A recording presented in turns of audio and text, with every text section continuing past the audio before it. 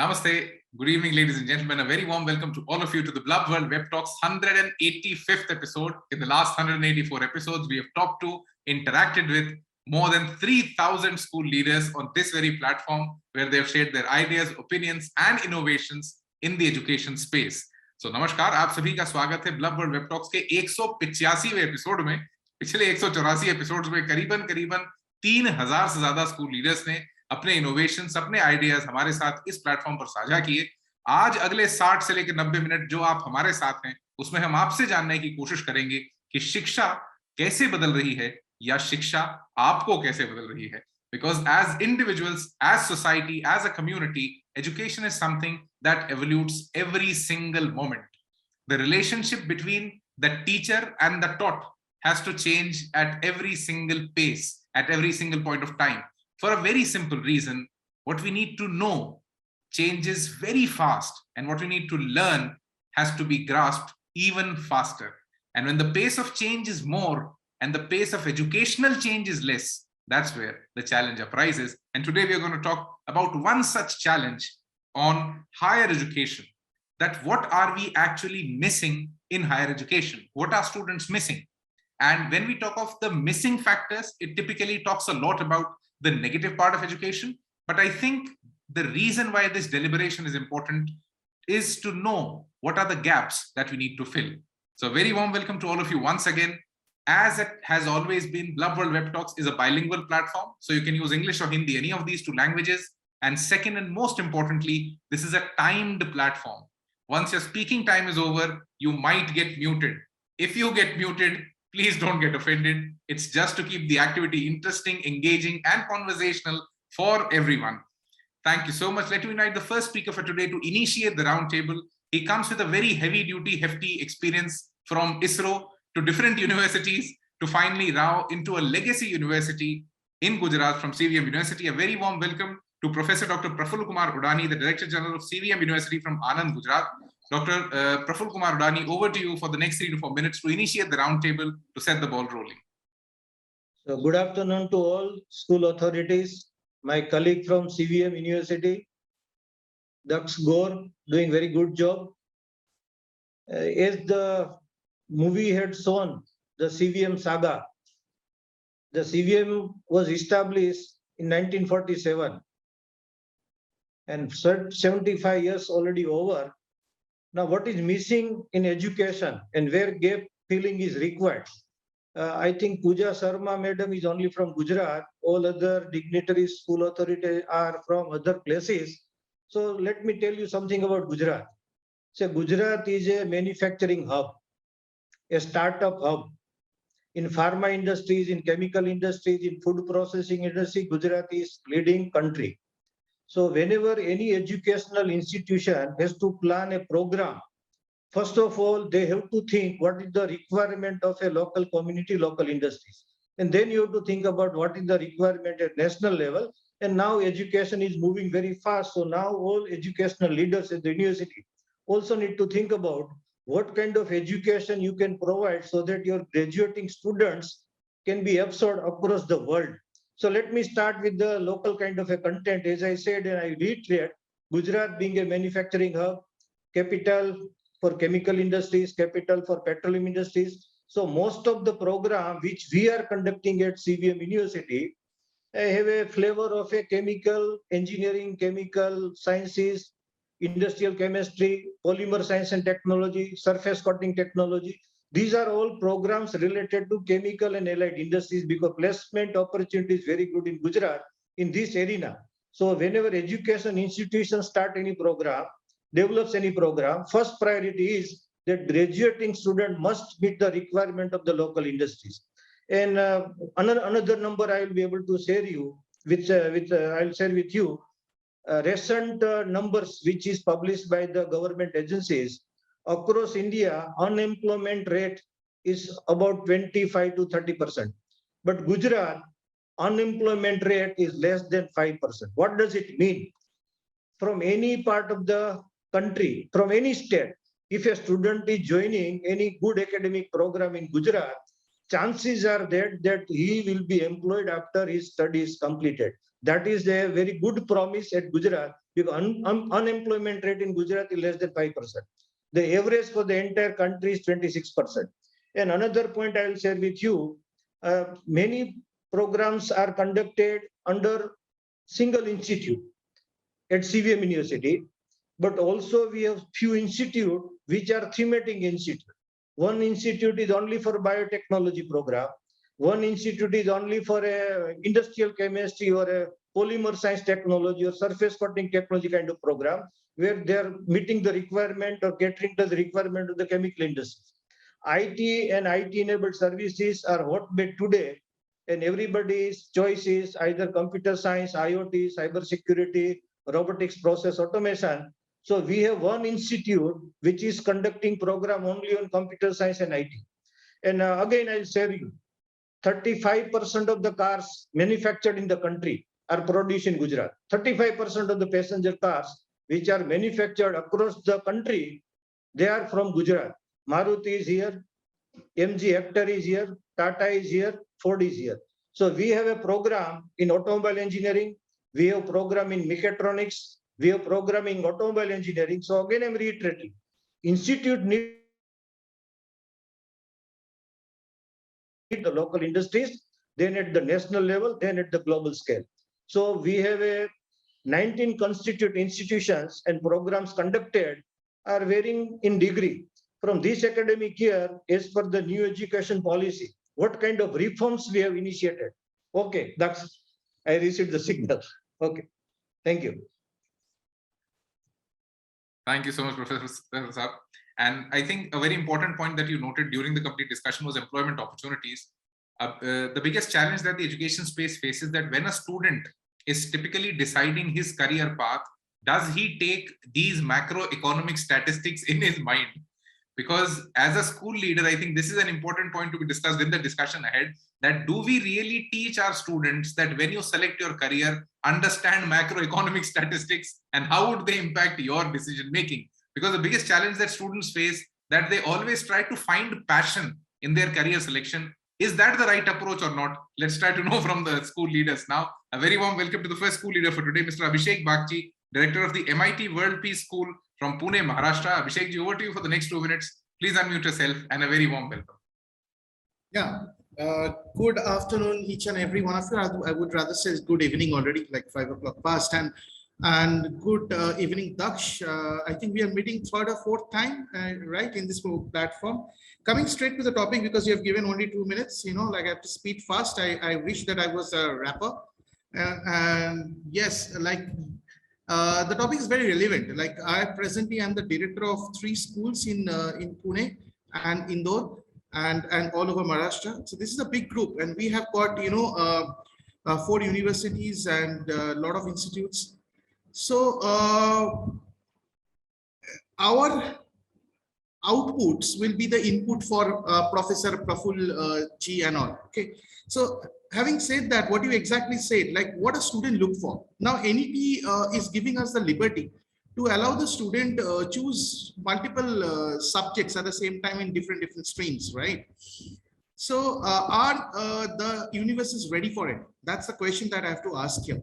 Okay, other universities will give the same option to the student. Can a student do not take chemistry and just take physics and mathematics and try to pursue a science career? And along with that, the student may be doing some kind of, you know, business related to technology, and can have accountancy along with that, or maybe business studies. So school NEP is allowing it. NEP is asking the colleges to allow that same thing. I hope that it will be happening very soon, and that would create the healthy amalgamation that we are looking for, you know, in all throughout in 360-degree education domain. That's one. And second, you spoke about the passion. Now the passion can only come if you expose the student, right? So in foreign universities, my brother went and studied there in Virginia universities. They got 1 year, the whole year, they got the opportunity to sit in all kinds of departments and choose their stream. Can we do that here? I don't know. I request Professor to create an environment where the student gets 1 whole year to choose their own stream, just by going there casually and sitting in any lecture and deciding which is actually the right opportunity for them, a right passion for them. So exposure is everything. Creating an ecosystem, we say, right? So creating the right ecosystem and then leave them, leave the kids alone, right? That kind of thing, quoting Pink Floyd. So leave the kids alone, they will decide, they will find out. Yes, of course, like we'll be there as a facilitator, we'll be there as a guide, we'll be there as a mentor. And they have ample, there's a plenty of information already available everywhere. So just expose them to the information, expose them to the system, and create a good ecosystem all throughout, right from the nursery to the college level. They will find the way out, right? My time is up, Dakshi, right? Thank you. Thank you so much, Abhishek ji. And I think you wrapped it up in a very nice way that let the, leave the kids alone. So let's try to find more ways where we can actually leave them alone, give them the right kind of exposure, because this is something that's majorly missing across the higher education ecosystem. I think Gudani ji should take this as something that can be, if it can be made a part of legacy institutions as well. Because when we talk of public trust, when we talk of legacy institutions, there are hefty organizations, and how do they move is something that's interesting to know. And I think with somebody who has a background in actual science, Udani ji was a scientist himself at ISRO. So how can you bring that kind of an attitude into universities is something that's interesting to know in the coming times. Let me invite the next school leader to share their opinion on what do they think is missing in higher education. A very warm welcome, Mrs. Hema Kalkoti from APS Academy, Lucknow, Uttar Pradesh. Hema ma'am, over to you for the next 2 minutes. Please unmute yourself, and a very warm welcome. Thank you, Dakshi. Thank you to your team that you have given me this opportunity. Good evening, everyone. So can you please repeat your question? So you want to know what schools are doing in this? See, the schools, the progressive schools or some schools, they were already doing it. Many of us, we were, teaching all learners the skills which are helpful for their future. They can get jobs. They can have their choices for the careers. But as this NEP has come now, I heard Sir Abhishek sir also that we now, I think the higher education system will change, because there is so many things for higher education also in NEP. Earlier in schools, we were having the subject combinations because of higher education, because the students were not getting that opportunity to take different subject combinations. But now, due to this NEP 20, we will get this mandatory in colleges also. And children, yes, they are being prepared, and in from 6th onwards, now we will have to give them training, vocational training, skill-based training, and where the schools will also give them training, hand-on trainings that will be, they will go for simulations, then a kind of environment that will be created in school, or they will partnership with civil organizations in that locality. And yes, if that is the schools, if we train our students accordingly, तो definitely उसमें change आना है. और क्योंकि ये changes जब आते हैं तो 3 जगह पे हम बोलते हैं कि वो बदलाव होना चाहिए. One is our mindset. The second is it should come from the higher authorities, because many of us we work on it only when it is forced.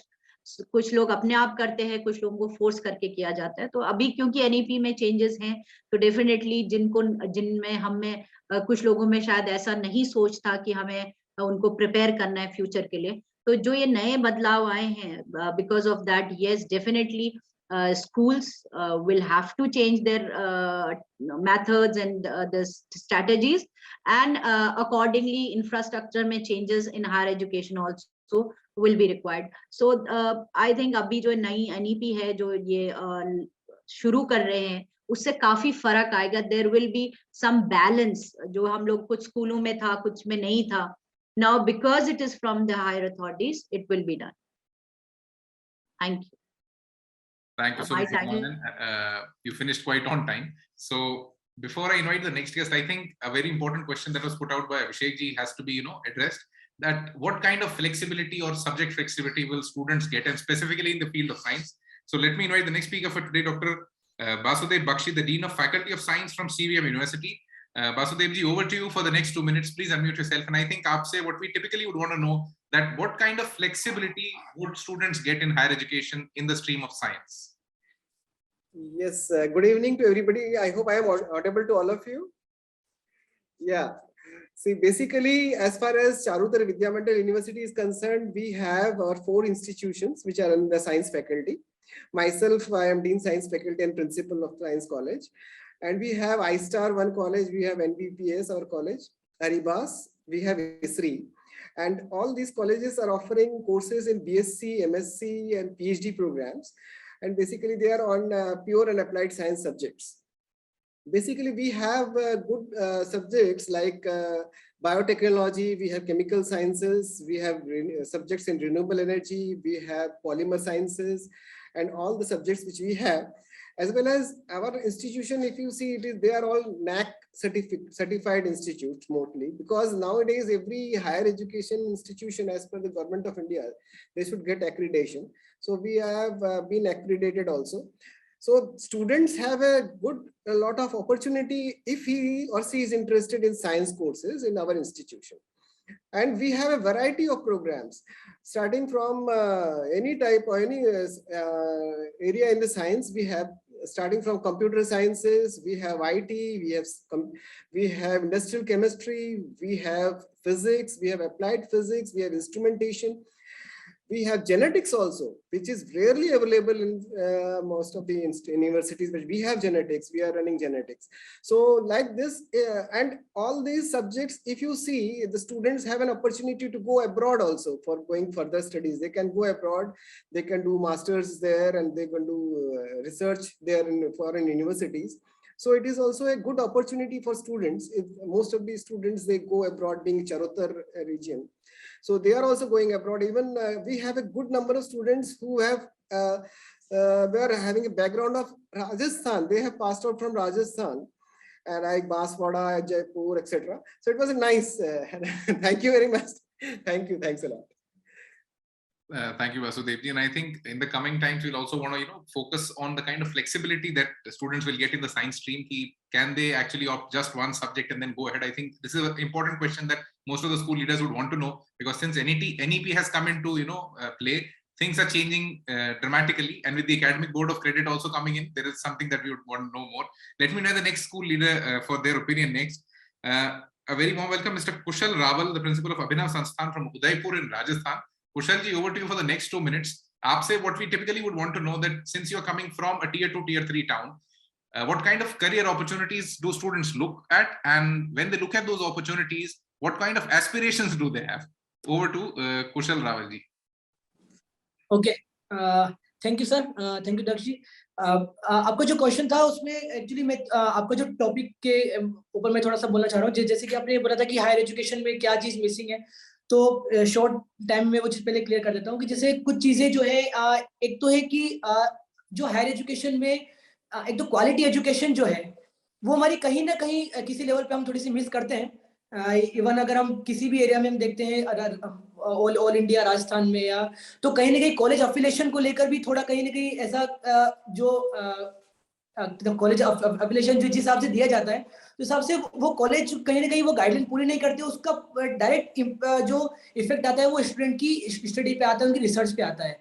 Second thing is that कि जो research होती है, तो मेरे हिसाब से जो भी रिसर्च अगर हम नंबर्स ऑफ रिसर्च देखते तो बहुत सारी रिसर्च होती है, लेकिन अगर उसका सोसाइटी में अगर हम इम्पैक्ट देखते हैं तो वो जीरो हमको कहीं ना कहीं दिखता है, क्योंकि उसका रिजल्ट कहीं सोसाइटी पे हमको नजर नहीं आता है।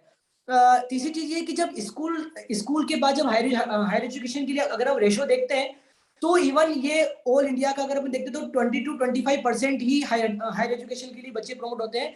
उसके अलावा बच्चे कहीं ना कहीं इधर उधर डाइवर्ट हो जाते हैं। देन दूसरा पॉइंट ये है कि जैसे जो स्कूल लेवल पे है, स्कूल लेवल पे कहीं ना कहीं जो साइंस को लेके, जो प्रैक्टिकल सब्जेक्ट को लेके, वो जैसे अभी आपने देखा होगा last 2 to 3 years NITI Aayog ने अटल टिंकरिंग लैब इस्टेब्लिश करी है उदयपुर में।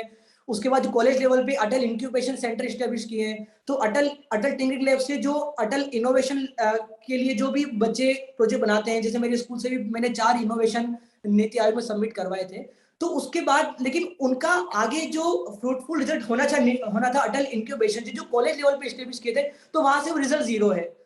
तो कहीं ना कहीं गवर्नमेंट का इतना बड़ा सेटअप उन्होंने लगाया है, स्कूल्स में इतना फंड भी दिया है, तो और अटल इंक्यूबेशन पे जाकर वो बिल्कुल 0 हो जाता है, तो कहीं ना कहीं एक होप भी खत्म होती है, बच्चों का मोटिवेशन भी खत्म होता है। तो मैं चाहता हूँ कि जो स्कूल लेवल पे जो स्कूल एक अपने लेवल पे जो बच्चों पे एफर्ट्स लगाता है, तो कॉलेज लेवल पे वो कहीं ना कहीं, अब मैं कुछ कॉलेजेस की बात छोड़ के, लेकिन इंडिया के मोस्ट ऑफ कॉलेज में वो चीजें कंप्लीट नहीं हो पाती है। Thank you, Kushal ji. And I think you brought a very important point to discussion that when we actually try to nurture education in the school ecosystem, whether through a twinkling lab and whether through our own science exhibitions and all those sorts of things, when we actually create a prodigy that can be, led through in the future through the Atal Innovation Mission and Incubation Labs at the university levels, what actually happens to those students is something interesting that should be known and that should be talked more about. And when the result does not come, when the impact does not come, the student and the ecosystem loses a lot of hope. So let me now invite the next school leader for their opinion. A very warm welcome, Mrs. Malini Malik, the principal of Vardhaman International School from Jaipur, Rajasthan. Malini ma'am, over to you for the next 2 minutes. A very warm welcome. Namaskar. Namaskar, everyone. First of all, I must congratulate Dr. Praful if the Gujarat school, Gujarat colleges are getting this much of opportunity and the students are lucky enough they're getting the chance and opportunity is there. But my topic, what I have been given is what is missing in higher education in Rajasthan. So if we talk about Rajasthan, if we see the data, approx 28 lakh students are enrolled for the higher education. And if we leave or we exclude some of the prestigious organizations, colleges, most of the colleges, they are really missing in innovation and the learning ecosystem, which we are trying hard, schools as school leader, teachers and faculties, we are trying hard to give the learning ecosystem. So that is missing when they reach to colleges. So that ecosystem is not being given and they start flying like free bird and they easily get distracted. And the major problem which we find there in the colleges is the very low employability ratio.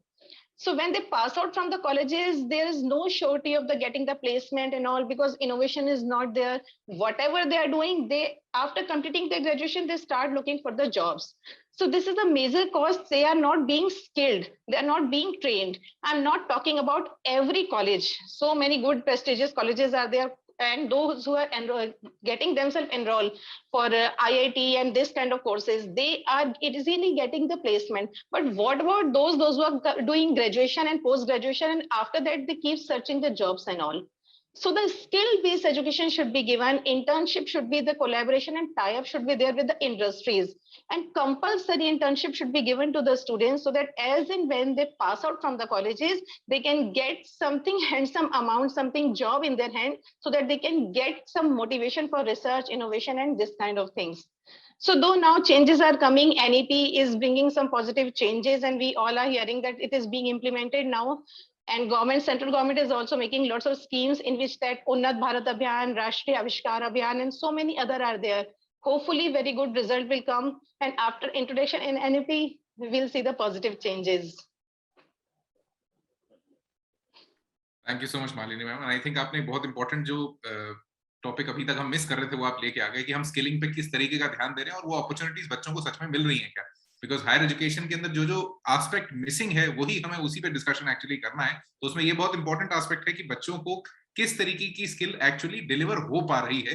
What's the difference in the reality that we see and what we promise. वो promise और reality का जो gap है उसको कितना जल्दी आप patch up कर सकते हैं. This is something that we want to know. Let me invite the next speaker for today, Ms. Maria Ansari, the principal of MS Creative School from Mumbai, Maharashtra. Maria ma'am, over to you for the next 2 minutes. Please unmute yourself and a very warm welcome. Good evening, Daksh. That's really wonderful for inviting me for the bulb. Once again, the topic which I have taken today, the Rajasthan issues of the education in Rajasthan. As a few days before, almost 1.5 months before, Times of India has covered one story that included the highest, the least literacy content state, Rajasthan, being the most awarded as the. It was there, but I feel no, the reason behind But why such a vast differentiation is there as when we consider about it?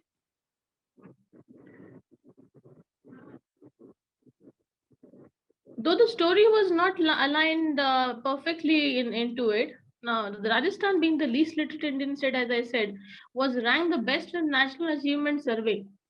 As children going to the quota and different preparation for medical preparations and all, but this something is when you say the childhood at the time of the school going or the higher senior secondary studies, the basic content has been lost from them. Now, almost from the last 70 years of independence, it was that our education system has not been fully developed yet. Now, in that, so many things are there. The reason of not being fully developed, you can say, reasons for the maybe the enrollment as the children are there, the parents are not concerned into it. The children are also not into concerned about the higher education studies. Followed by the, as I said, for the enrollment, even the quality matters a lot. The Gurukul Shiksha has been lost in coming days now. Children and the teachers, their bond between each other, that is just completely lost. Then again, you can say a lot of political influence also is there, as you have the lots of high political background people having the schools opened up, and many international schools are there. And when they go up into the university-based education, even that is also a bias system. On and off. Thank you so much Maria man. I think आपने दो बहुत important aspects पे वापस से spotlight लिया है, लेकिन उसमें से एक थोड़ा सा हीटेड है, एक थोड़ा सा नॉर्मल है जिस पे डिस्कशन किया जा सकता है. सो जो फर्स्ट एलिमेंट है, दिस इज एक्चुअली ट्रू कि जहां पे आप लिटरेसी रेट पर काम नहीं कर रहे, बेसिक कंटेंट गायब हो गया है. अचीवमेंट सर्वेज के लिए जो बड़े बड़ी लड़ाइयां हैं, उनके लिए आप कंटिन्यूस बहुत ज्यादा फाइट कर रहे हैं, क्योंकि आपके यहाँ पे अपने आप जो एक एजुकेशन डिवाइड है वो बहुत ज्यादा बड़ा है. एक क्लास ऐसी है जो पढ़ने में बहुत कॉम्पिटेटिव है और एक क्लास ऐसी है जो बेसिक लिटरेसी भी अचीव नहीं कर पा रही है. So thank you so much, ma'am, for sharing this aspect in the discussion. Let me invite the next speaker for today, Mr. Pankaj Mathur, the director of Tensor International School from Jaipur, Rajasthan. Pankaj, over to you for the next 2 minutes. A very warm welcome. It's very interesting to know the topic of the day. Actually, it is what are students missing in higher education in Rajasthan. Actually, this is, if we talk about Rajasthan, it almost in a situation in India also. The interesting part is, recently I started doing something in this field itself, the higher education. This is my Tensor International is doing. I am actually providing global opportunities to the students of Rajasthan and to definitely to the students of India. So for this, I am already tying up with some of the top universities in the world. So fortunately, I can share with you that nearly 200 universities I'm able to tie up with in US, in UK, and also in Russia. This is not only for this is for means medical courses, for engineering courses, for so for any field. So this is, the topic is very interesting for me particularly. But actually, I would like to start with this. What is higher education? So to put it simply, it is a stage of learning that occurs after secondary education in the university, college, or institutes of technology. The aim of higher education is to prepare a person to play his part well as an enlightened member of the society. During the last few years, universities have increased many-fold in Rajasthan and of course in India. And colleges have mushroomed all over our country to impart higher education. However, whether just the availability of the educational institute means do. Thank you so much, Pankaj sir. The 2 minutes were actually over. And uske andar what we could get a grasp of is the kind of global opportunities that a lot of people are trying to bring to Rajasthan. And यहाँ पे whatever the current ground status is, उसको uplift करने के लिए क्या-क्या हो रहा है. This is something that we need to know more from the school leaders, because they're the people who are actually, you know, talking to those children and parents every single day. And वहाँ पे किस तरीके से उनकी decision making evolve कर रही है. This is something that we need to know in the coming part of the discussion. Let me invite the next speaker for today, Mrs. Pooja Sharma, the principal of Podar World School from Vadodara, Gujarat. Pooja ma'am, over to you for the next 2 minutes. Please unmute yourself. And a very warm welcome. Namaskar, everyone. Thank you, Mr. Daksh, for giving this opportunity to speak in front of such an elite thinkers. And the topics which have been discussed over here regarding, I'll be covering two parts. the skill education which is imparted in the school, and how this skill education is taking place in the university or the college level, what we are talking about the higher level. Definitely with the incoming of the NEP, the inculcation of the skill education is going to play a very important and a prominent role in the school education. When most of the schools are trying to have skill education, but then again a question is going to arise, the proper implementation.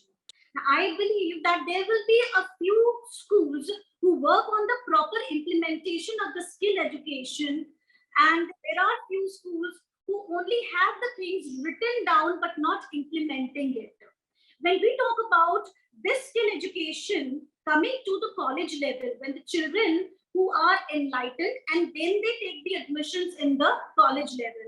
As we were talking about the higher education status of Rajasthan, when I just did a little bit of research, the 11 universities of Rajasthan with 759 colleges in the whole state, we find the condition of the universities leave behind some elite institutes. The other ones, the condition is really pathetic.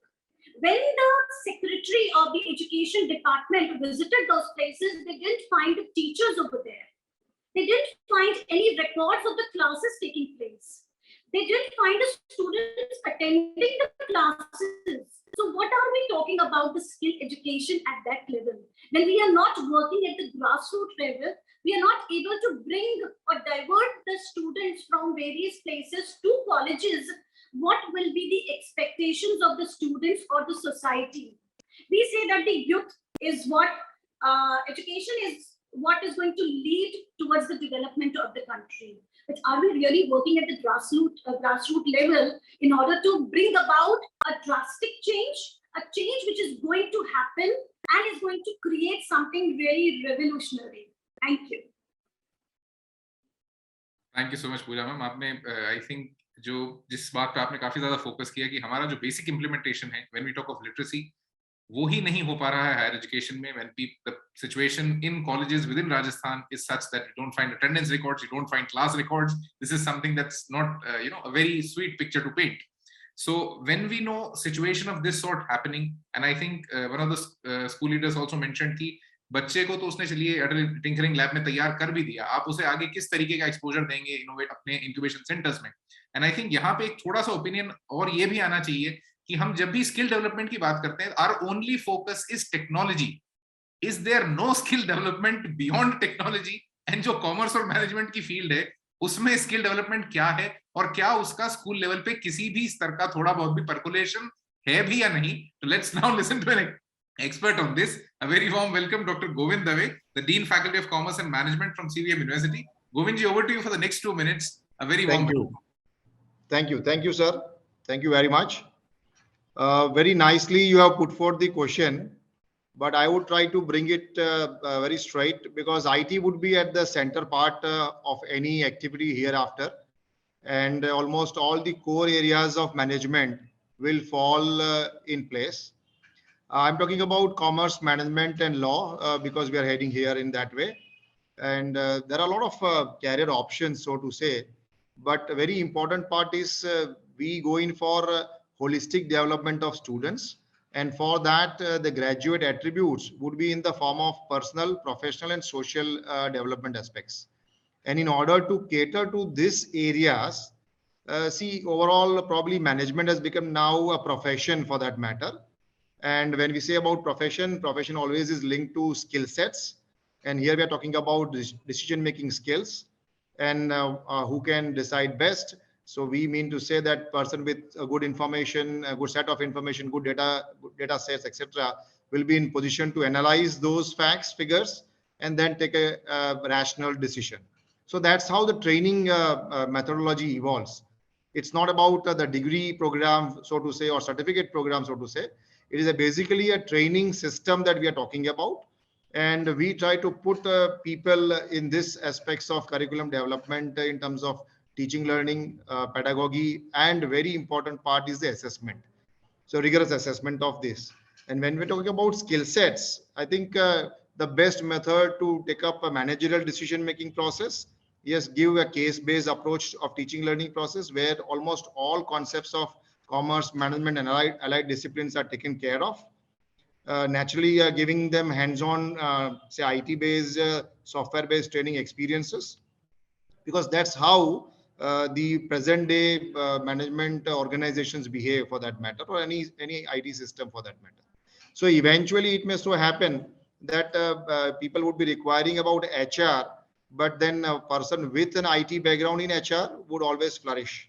So the concept is like you need to have that kind of a system in place so that people can work on. Yes, please. You wanted to share something, sir? Actually, sir, it's a timed platform, so the speaking time is over. We'll again come back to you next. But I think you mentioned some very important points that IT will be in the epicenter of every field of whether it's professionalism, whether it's business. But I think a very keen interest should also be taken by education stakeholders in developing skill courses that go beyond technology. We now need to actually identify the human skills. What are the skills that technology won't ever be able to do? And I would not say, exaggerating that, but at least those little skills have to be identified that keep humans relevant in the future. This is something that we need to list, tabulate and, build pedagogies around this. Let me invite the next speaker for today, Ms. Poonam Rathod, the principal of Central Public School from Udaipur, Rajasthan. Poonam ma'am, over to you for the next 2 minutes. Please unmute yourself and a very warm welcome. Namaskar, everyone. First of all, I appreciate Daksh. It's a great combination that school leader and university leaders are together so that we can share the information and what expectations we have. If I talk about today's topic, I see Rajasthan, who has IIM, who has IIT, IIM, NITs, NFTs, so many good colleges and universities. But yet, of course, children are missing a lot. There could be so many reasons. Already my co-speakers have highlighted few basic and important reasons behind it. And foremost, what I felt, of course, the placement. Child goes to the higher education. The first child explore what course or degree he or she need to do so that the child can be settled well in terms of employment. So in Rajasthan, because we have very less companies, or we can say MNCs, though the companies are coming out, but if I see the present scenario, so children, they turn towards to south or maybe to metro cities, Mumbai, Gurgaon, because there are so many companies where children they see the opportunities. So of course the placement and internship, which already my co-speaker said, then children they miss the opportunity. We hardly get the drama schools. We hardly get the universities or the colleges which focused on the music or maybe the dance, which is the very important skill-based courses which children of today's generation they are looking forward. Vocational courses, integrated programs, though few universities and the colleges have introduced, but awareness is not there. Very few schools are taking career counseling as an important aspect with scheduled calendar. Very few schools. That's the reason children they don't have awareness that what they are getting in Rajasthan, how many universities or the colleges have approached, what sort of courses. Then resources, of course, the resources. If I talk about, as sir said, key automobile industries. So we hardly have workshop where children can go and can learn. So these are the basic things. Thank you. Thank you so much, Poonam ma'am. And I think the biggest flaw that we have within the school ecosystem is that we take career counseling as a one-time 1-hour workshop thing, which actually has to now transcend into the whole year. There has to be multiple interactions because that's the only way that you can provide exposure to children and from different careers and different fields. So thank you so much, Poonam ma'am. Let me invite the next speaker for today, Mr. Rajkumar Sharma, the principal of Nimawat International School from Jaipur, Rajasthan. Rajkumar ji, a very warm welcome, and over to you for the next 2 minutes. Thank you, Mr. Dax. Such a wonderful, I think, the platform you have provided. But I think few things are, you can say, missing. Suppose we are taking the case of the Rajasthan. So we have to invite a few, I think, the best universities of Rajasthan. And they are supposed to, I think, guide the school leaders, what they're missing when the kids are coming to, you can see, universities. Number one. Number two, when the students, they are going, you can say, to Mumbai, Bangalore, or Delhi, or you can say other, you can say, cities. What is the logic reason behind that? Because they're not getting that type of faculty, that type of, you can say, exposure, that type of, you can say, I think, the environment, or you can say job opportunities. Next part, I think in the new education policy, I think you know it better. The government of India has invited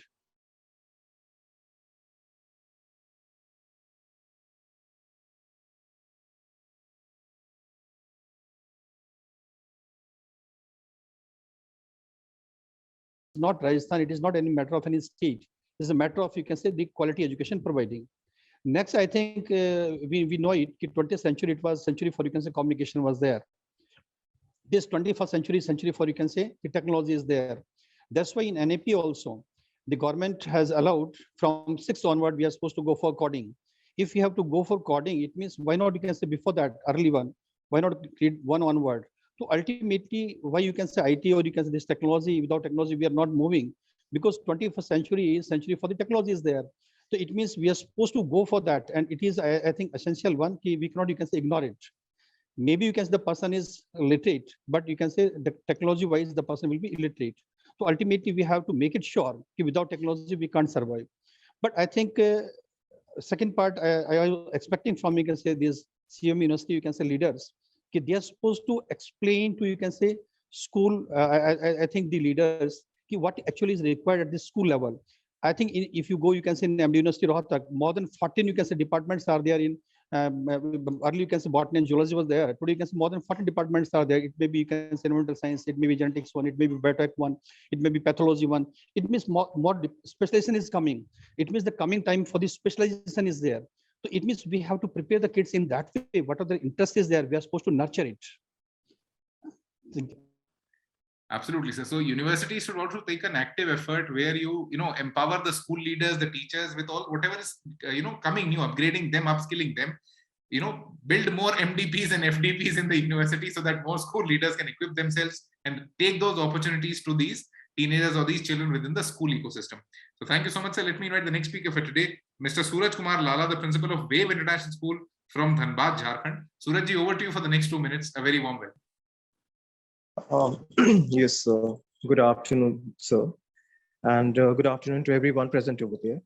It's a very interesting topic to speak on, what is missing in the higher education in Rajasthan. So what I feel, I just wanted to define in this way. I have one of my cousin who's a pure science student.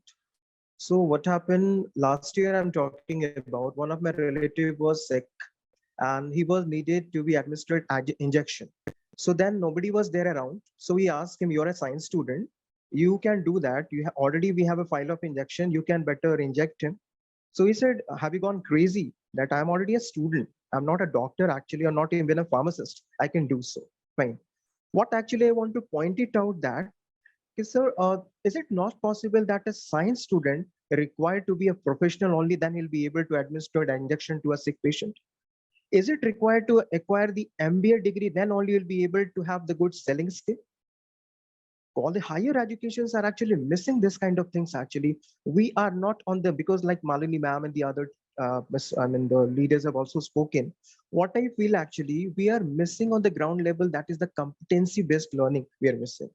And if we completely focus on the competency-based learning, which is related to the real life educations, fine.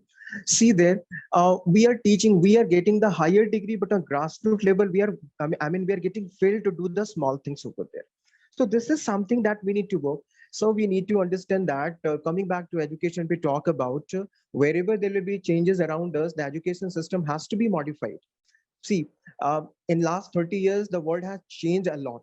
Yesterday, we are talking about the farming, then science and technology, and the healthcare facility. But today you see the robotics, then artificial intelligence, productive healthcare services are actually these are the topic that we need to discuss upon. Okay. Communication that you see started with the 2G, 3G. Now some countries have introduced 7G also. Technology has completely transformed our life. Fine. So in this age of technology, we definitely required to have the quality and skill-based learning over there. Coming back to, like you said, what is missing in the higher education, I will explain this way. Basically, as the students are in the school level, they are very passionate. They have a great interest in learning. Even the school also takes so many measures for providing the quality education. But the moment when they move up to the higher education, what happens? They get relaxed. Because till that time, because actually higher education is the time that when we expect a good Democrat, intellectual, Thank you so much, Surat sir. The 2 minutes were over, but I think you added a very important point on competency-based learning. That why do, when we go into a university for a degree, why do we forget the competency or the skill involved in it? And why not we teach the students from the beginning that always try to identify the skill within whatever theory you are studying, identify the application of it. How does it actually get related to the real world? Thank you so much, Surat sir. Let me invite the next speaker for today, Dr. Sarika Sharma, the principal of Radcliffe Group of Schools from Jaipur, Rajasthan. Sarika ma'am, over to you for the next 2 minutes and a very warm welcome. Actually, Rajasthan has a vast higher education system.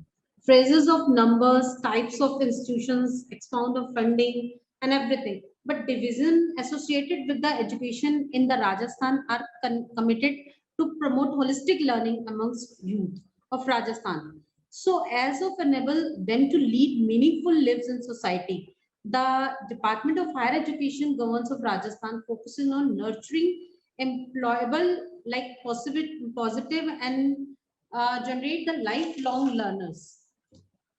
And the main challenges they are facing is poor self-care and the research work from the teacher side and from student side, and the assessment policy, the main works. These are the missing.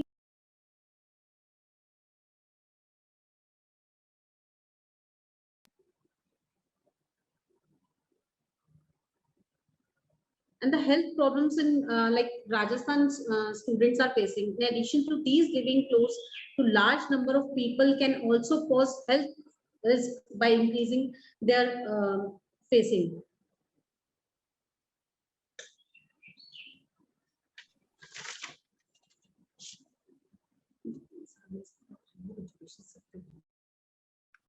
Thank you so much, Sarika ma'am. So let me invite the next speaker for today, Mr. Yuvraj Singh Parmar, the principal of Vishwabandhu School from Agra, Uttar Pradesh. Yuvraj, over to you for the next 2 minutes. A very warm welcome. Thank you, Dakshi. Good evening, everyone. Because it's a very short time, so I'll just start my topic. Actually, most of you have told the basic things, like students are not getting nurtured from the school only. So that is the main problem, actually. When students are nurtured from school, they will understand what they are actually going to do in their life. Right now, I'm working in a rural area.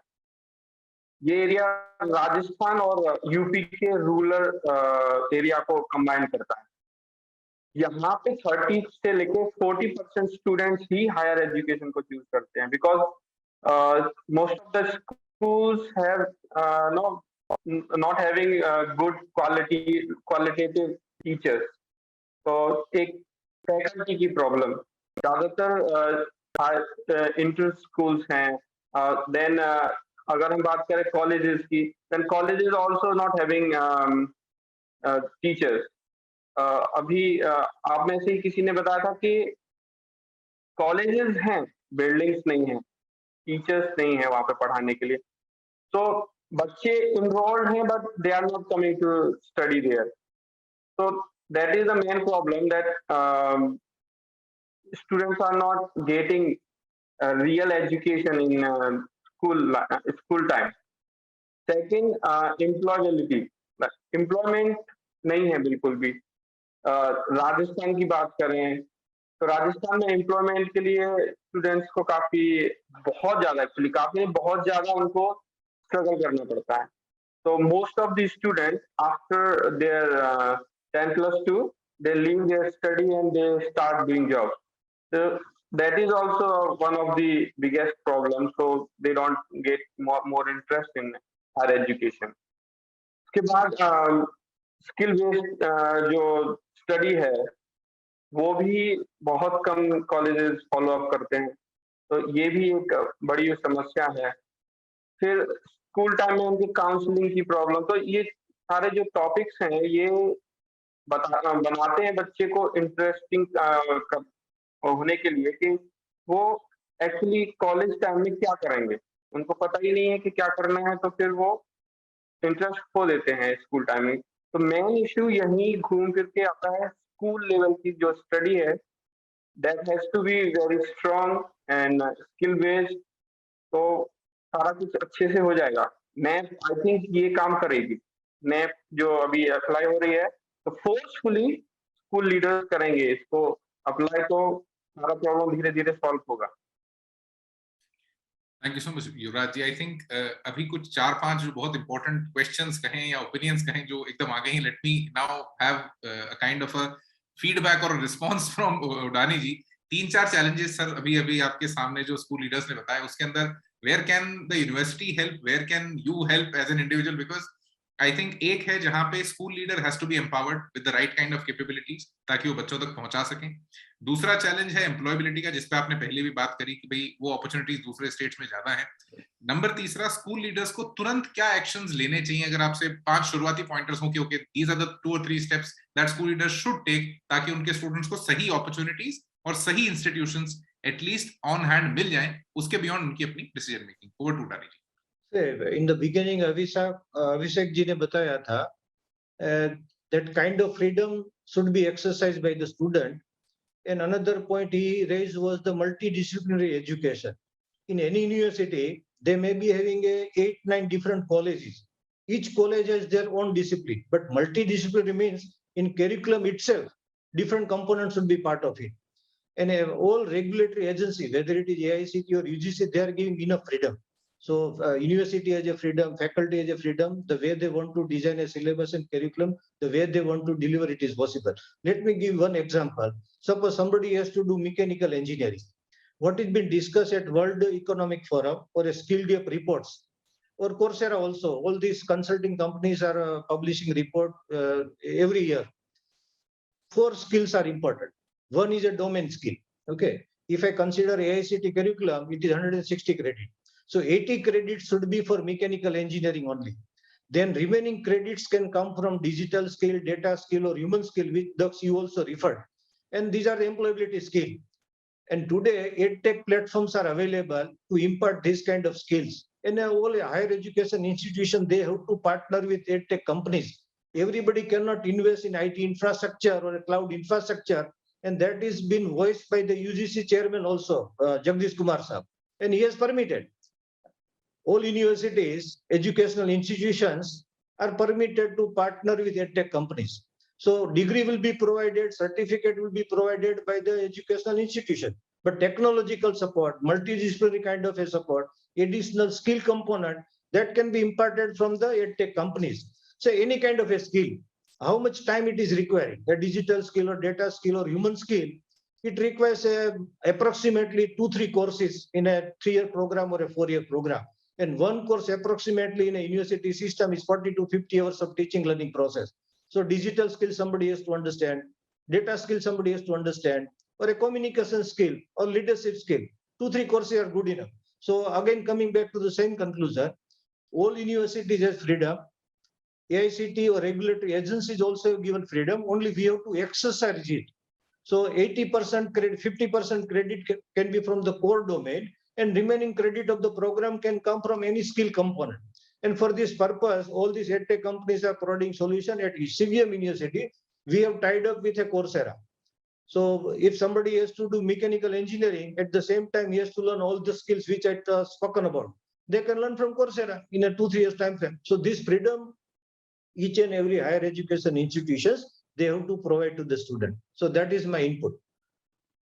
Absolutely. So there has to be more synergy in the EdTech higher education and school education space. I think one of the initiatives that we are taking from our end is also that we're asking schools that what kind of skills do you want your students to learn?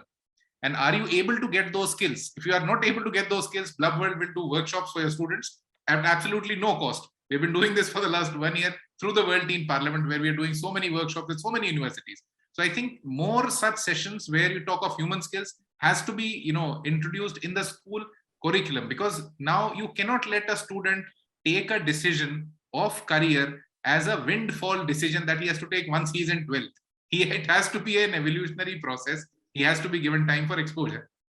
So now it's an open floor. If any of the school leader wants to say something, ask a question. If you missed out on anything, you can unmute yourself and put your ideas out. The only challenge that we only have the final 5 to 7 minutes for the open floor. So please take care of each other. Yes, Daksh, I would like to say something on this topic. As I was listening all this discussion and conversation and wonderful ideas, What is my saying about it? That we have to prepare the future ready students, those who can get the jobs.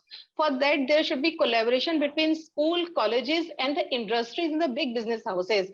And instead of preparing the upward pedagogy, it should be downward pedagogy, in which it can be there what is expected there in that these jobs and what we have to teach to the students, and colleges and universities should be in the sync with that. And they should plan together that for if we want this kind of students, so what should be taught in the school. So from that grassroots level, we can train the students for the skills and all, and we can make them competent enough. Then only this problem, we can get the solution of this problem. Thank you. Ranji wants to respond. I think more of management development programs, principal development programs have to be put in place, ताकि जो university resources हैं वो पहले school leaders तक पहुंच जाएं, and वो फिर आगे उसको percolate करवा सकें. Most important thing is collaboration. Yeah, absolutely. More of collaboration. Ranji, please, you wanted to say something. Say, I wanted to tell one thing. Say, educational system across the world in India also, it is not for profit system. And industry is always for profit. So getting married, these two different components is not that easy. But way out is there across the world, and that is in form of incubation center. Incubation center is functioning under the company's laws, though it is a not-for-profit company, but where startup can be given nurturing kind of a thing, faculty will be contributing, and industry also will contribute, because under that Companies Act, industry also can earn out of it. And if faculty is contributing in a incubation center or startup, faculty also can earn. So the tie-up which is missing link now today is possible. As I said, industry is for profit, education is not for profit. So link can be either startup or incubation center. And this practice is to be adopted across all higher education institutions. I think the concept of Section 8 companies that are right now being implemented in the Atal incubation centers and Atal. Yes. Okay, so Pooja ma'am, over to you, please, for your question. As everybody is talking about the skill development, skills need to be developed, I believe, from the very early age. Now, NEP is going to be the part of the curriculum. Like, for example, if I talk about our institution, we are starting financial literacy and entrepreneurship from a very early age, from the primary level. We find that children, if they are created with that mindset of thinking in that manner from a very early ages, and all these skill-based things are incorporated in the curriculum, then the desired results which we want at a higher education can be achieved. Because academics can be taken into account easily, but creating a mindset for the children for these skills, like development of this leadership qualities, the confidence level, the presentation skills among the students, is a big task, and it cannot be achieved through a crash course, through a degree program. It has to be inculcated from a very early age, from the starting age of the primary level. If these things are there, a part of the curriculum, then we will see a drastic change in the children when they reach to the higher level education. Right. So what we're right now talking is of behavioral training rather than वो आप एक कोई crash course करा के तुरंत सिखा दीजिए. आप एक major behavioral change चाहते हैं बच्चे के अंदर, and for that I think it needs a very more intrusive, elaborate, and continuous process that has to go with it. So we are nearly at the end of it. Before I actually close this session, we have with us Govindji and Basudevji, one from the science faculty and one from the commerce and management faculty. If they have any parting statement before the call concludes, over to you. Basudevji, over to you. Yes, as for the discussion with all the school leaders, we think that nowadays, as per the new education policy, we have skill development type of courses, so that students get placement in various industries. And those students further, they want to, if they want to start up their own business, or they want to have any type of activities in that line, we are also in that way. We have tied up with various industries also, so that we will be much more industry oriented courses, much more courses which are having some skill development. So we are also working in that direction. Absolutely. More of industry connect and more of collaboration, the complete value chain of it. Yeah. So RRPG, you wanted to say something? You can unmute yourself. I cannot actually read your name. Yeah, I am Dr. Ritesh Patel. I am representing Faculty of Engineering and Technology, Charutar Vidya Mandap. Sir, along with the talk and discussion made by the school principals and our team, I would like to add quickly 2-3 points in what people have said. That basically it is day-to-day routine of the students, how many activities you are conducting and how, in which way you are conducting. So at Charutar Vidya Mandal, as we are having legacy since last 75 years, basically we divide the day-to-day routine into 3 categories. One is curriculum, which is followed as per the syllabus. Second one is co-curricular activities, which is mainly according to their syllabus and in line with the industry requirements, so that they can have industrial visit, technical festivals. And the third one is extracurricular activities, right? So if you make the balance between these 3 types of activities, we are very much sure that we need not to say anything about their employability.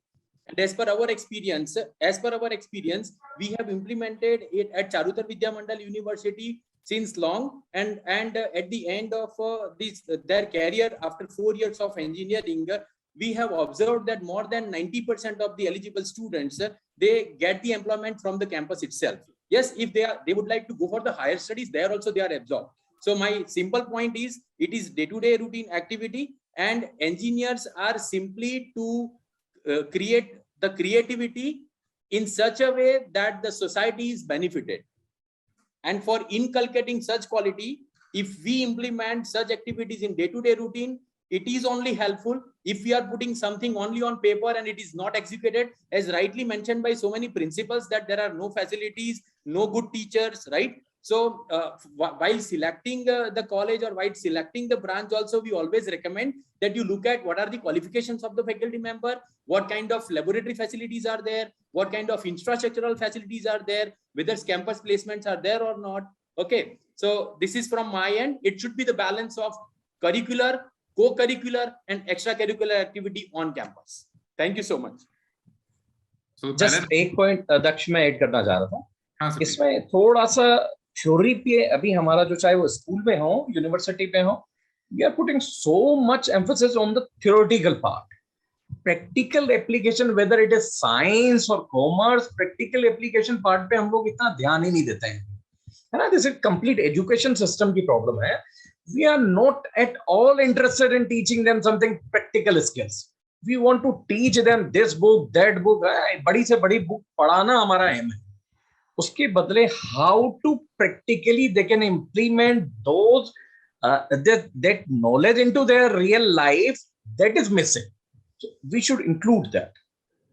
Absolutely. So more of real life connect and application based education has to happen, so that it really connects to their real life and they're able to make better decisions for their career, the kind of university and the kind of institutions that they select.